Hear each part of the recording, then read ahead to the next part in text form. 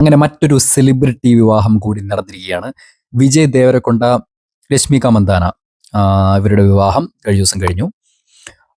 ഏറ്റവും അധികം നമ്മൾ ഇൻസ്റ്റഗ്രാം മാത്രമല്ല മറ്റേത് സോഷ്യൽ മീഡിയ എടുത്താലും ഇതിനകത്ത് ഏറ്റവും അധികം ഫോളോവേഴ്സ് ഉള്ള മില്യൺസ് ഓഫ് ഫോളോവേഴ്സ് ഉള്ള ആളുകളാണ് രശ്മിക മന്ദാനയും വിജയ് ദേവരകൊണ്ടയും. ഇപ്പൊ പുഷ്പയിലൊക്കെ ആണെങ്കിലും ഭയങ്കരമായിട്ട് പേരെടുത്ത ആളാണ് നമ്മുടെ രശ്മിക മന്ദാന എന്ന് പറഞ്ഞാൽ.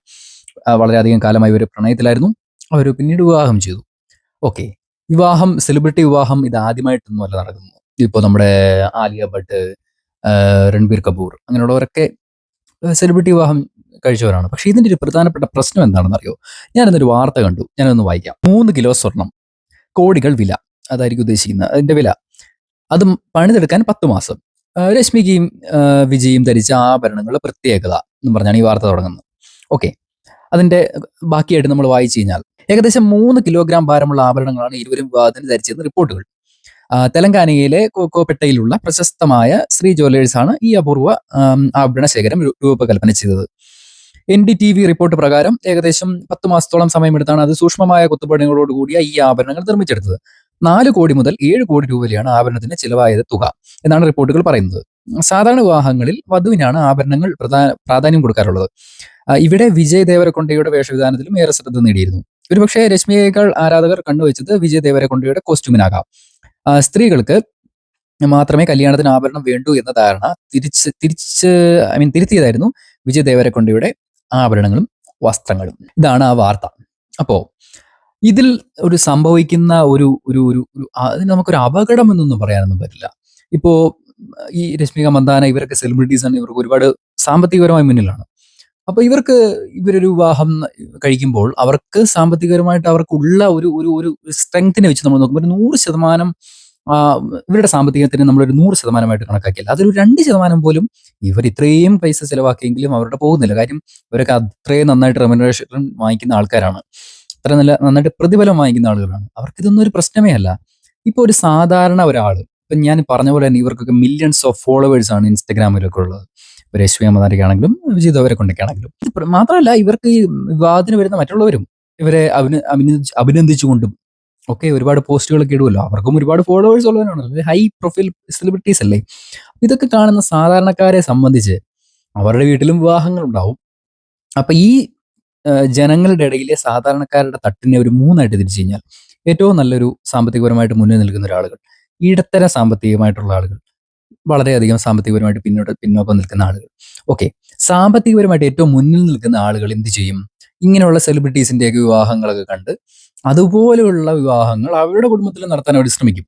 വളരെ നോർമലാണ്, അവർക്ക് അത് ചെയ്യാം. നമ്മൾ ഇന്ത്യ മഹാരാജ്യത്താണ്, അവർക്ക് ഇഷ്ടം പോലെ അവരുടെ കാര്യങ്ങൾ ചെയ്യാം.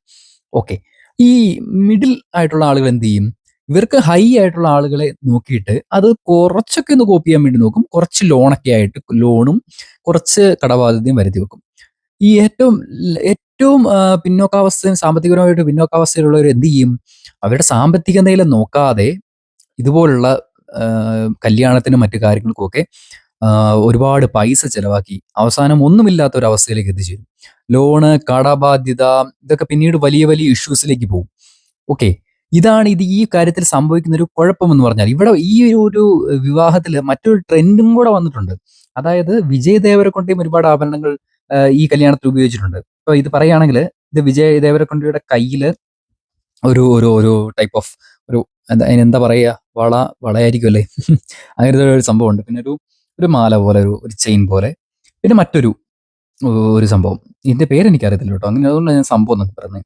പിന്നെ ഇയറിങ്സ് ഉപയോഗിച്ചിട്ടുണ്ട്, മോതിരങ്ങൾ.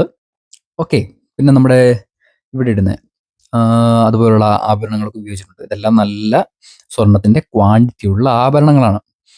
അപ്പോൾ ഇതിൽ സംഭവിക്കുന്നത് ഏറ്റവും അധികം ഇനി അടുത്ത തൊട്ടുള്ള വിവാഹങ്ങളിൽ ഇതിപ്പോ നോർത്തിൽ നിന്നായിരിക്കും ഏറ്റവും അധികം തുടങ്ങുന്നത് കേട്ടോ. ഞാൻ പറഞ്ഞിപ്പോ കേരളത്തിന്റെ ഒരു അവസ്ഥയെ പറ്റിയല്ല ഞാനിപ്പോ സംസാരിക്കുന്നത്. കേരളത്തിലൊക്കെ ഇത് ലാസ്റ്റേ അടിക്കത്തുള്ളൂ. നോർത്തിൽ ഇത് എന്ത് ചെയ്യുന്നു വെച്ച് കഴിഞ്ഞാൽ, ഇത് ആദ്യം ഏറ്റവും ഹൈ ക്ലാസ് പ്രൊഫൈൽ ഉള്ളവർ ഈ ഒരു ട്രെൻഡ് ഫോളോ ചെയ്യും, മിഡിലും ഫോളോ ചെയ്യും, അവർക്കും കുറച്ച് കടമൊക്കെ ആവും. ഏറ്റവും ലാസ്റ്റ് ഉള്ളവർ ഫോളോ ചെയ്തിട്ട് അവർക്ക് നിക്കക്കള്ളിയില്ലാത്ത അവസ്ഥയാകും. അവസാനം എന്ത് സംഭവിക്കുന്നു പറയാൻ പറ്റത്തില്ല. നമുക്ക് പറയാൻ പറ്റാത്ത പല കാര്യങ്ങളും, ഭയങ്കര ഇന്റൻസ് ആയിട്ടുള്ള കാര്യങ്ങളൊക്കെ സാമ്പത്തികപരമായിട്ട് ഏറ്റവും അധികം അടിപ്പതറിപ്പോവും ഇതുപോലുള്ള കാര്യങ്ങൾ നടത്തി കഴിഞ്ഞാൽ. കേരളത്തിന്റെ ഒരു അവസ്ഥയെ സംബന്ധിച്ചും ഈ ഒരു ട്രെൻഡ് വളരെയധികം മുന്നിലാണ്. ഇപ്പം നമ്മൾ ഈ എത്ര സ്ത്രീധനത്തിന്റെ കാര്യം പറയുന്നു, എത്രയോ സ്ത്രീധന പീഡനങ്ങളും ഒക്കെ നടക്കുന്ന ഒരു നാടാണ് നമ്മുടെ കേരളം. എത്രയോ കേസുകളാണ് നമുക്ക് മുന്നിലുള്ളത്.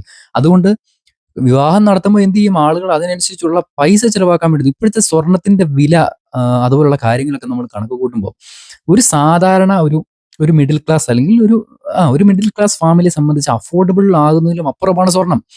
ഇനിയുള്ള കാലത്തൊന്നും ഇത്രയും അധികം സ്വർണം എന്നുള്ളൊരു ഫാക്ടറിനെ ഒക്കെ ഒഴിവാക്കേണ്ട സമയമാണ് നമ്മൾ. കാര്യം ഇതിന്റെ ഒന്നും ആവശ്യമില്ലാത്തൊരു അവസ്ഥയിലേക്ക് നമ്മൾ കടന്നു പോയിക്കൊണ്ടിരിക്കുക. എന്തിനാണ് ഇത്രയധികം ആഡംബരമായിട്ട് ഇത്രയും ഇത് സ്വർണം എന്ന് പറഞ്ഞ ഒരു പെൺകുട്ടിയുടെ ഒരു ഭാഗത്ത് നിന്ന് നമ്മൾ ചിന്തിക്കുമ്പോൾ, അവരുടെ ഒരു കുടുംബത്തിൽ നിന്ന് നമ്മൾ ചിന്തിക്കുമ്പോൾ, ഒരു സ്വർണം ഉണ്ടാക്കുക, അത് കൊടുക്കുക എന്നൊക്കെ പറഞ്ഞു കഴിഞ്ഞാൽ ഇന്നും നടക്കുന്നതാണ്. പക്ഷെ അത് ഇല്ലീഗലാണ്. ഐ മീൻ സ്ത്രീധനം കൊടുക്കുകയും വാങ്ങുകയും ചെയ്യുന്നതെല്ലാം ഇല്ലീഗലാണ്. അത് എല്ലാവരും മനസ്സിലാക്കേണ്ട കാര്യമാണ്. ഇതിപ്പോ ഒരു പെൺകുട്ടിയുടെ ഫാമിലിയെ സംബന്ധിച്ച് ഈ വിവാഹം നടത്താന്ന് പറഞ്ഞ ചെലവെന്ന് പറഞ്ഞാൽ അന്യായമാണ്. കാര്യം അത്രയും അധികമാണ് ഈ ഒരു വിവാഹത്തിന്റെ എക്സ്പെൻസ് എന്ന് പറഞ്ഞു കഴിഞ്ഞാൽ. അപ്പൊ ഇതുപോലുള്ള സെലിബ്രിറ്റി വിവാഹങ്ങളൊക്കെ നടക്കുമ്പോൾ അതിനെ കണ്ട് നമ്മൾ അനുകരിക്കാൻ നിന്ന് കഴിഞ്ഞാൽ തീർന്നെന്ന് കൂട്ടിയാൽ മതി. കേരളത്തിൽ ഒരുപാട് അനുകരണങ്ങൾ അങ്ങനെ വരുന്നതായിട്ട് ഞാൻ ഒരുപാട് കണ്ടിട്ടില്ല. പക്ഷെ എന്നാലും ഉണ്ട്, നമുക്ക് ഇൻഫ്ലുവൻസ് ഉണ്ട്. പക്ഷെ ഇനി നോർത്ത് സൈഡിലേക്കൊക്കെ സംഭവിക്കാൻ പോകുന്ന കാര്യങ്ങൾ എന്നൊക്കെ പറഞ്ഞു കഴിഞ്ഞാൽ ഭയാനകമായിരിക്കും.